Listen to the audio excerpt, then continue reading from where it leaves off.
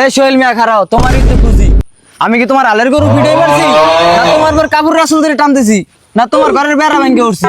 কও কি হইলো বুঝলাম না, হঠাৎ করে এইসব কথাবার্তি বুঝে তো কয়া লাগবো। এই কি এত কিছু কইলে হইব? আচ্ছা, তোমার কাছ থেকে 2 লাখ টাকা নিছি না আমি? নিছেন? টাকাটাকে আমি মাগনা নিছি। মাগনাই তো নিছেন। এটা কেমন তোর কথা কন ভাই? আমি আমার বড় ভাই না, আমার ঠেকাটা তো আমি দেখুন, আবার আম্মাও আমার ঠেকাটা দেখবেন। আমি আমার টাকাটা দিছি, আমার উপকার হয়েছে। আমি বস্ত্রকাল আমরা তো সুদ নেই না, দিছি আমার উপকার হয়েছে। এখন দেবেন, এখন 2-1 কথা কইবি, 2 দিন ঘুরান না, তা 2-1 কথা ঘরের বউ কইবি, আমি কোনো একটু হনতে হইবে না?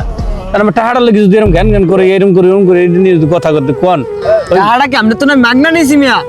আমার ঘরের বড় রামুরাটা আমার শ্বশুর বাড়ির তো নতুন মেহমান আইছে, হ্যাঁ করে খাওয়াই নাই। আপনি জমা দিয়ে খাওয়াইয়া হ্যাঁ আমি আপনি তো টাকা নিছি। আমরা তো মাগনা নিলাম কামে। আমি অমুকের দ্বারে কন, সমুকের দ্বারে কন, আমরা তো আমি টাকা নিছি। এগুলা কি খাওয়াইছেন? তো টাকাটা নেওয়ার লেগে আমার তেল টেল দিয়ে আমি আমার ব্যবহারটা করস তুই খারাপ।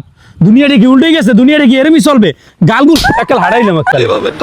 এ বেড়া, তুই আমার খাবার দিলি, তোর এত বড় সাহস? এবারে টাকাও পাম আমি, জারিও দেশ তুই আমার একাল খাবড়াই তুমি গালগুল দেয়া করিলাম।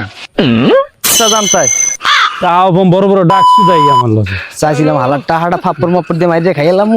হালার 5 তারিখের পর সব উলট পলট হয়ে গেল গা।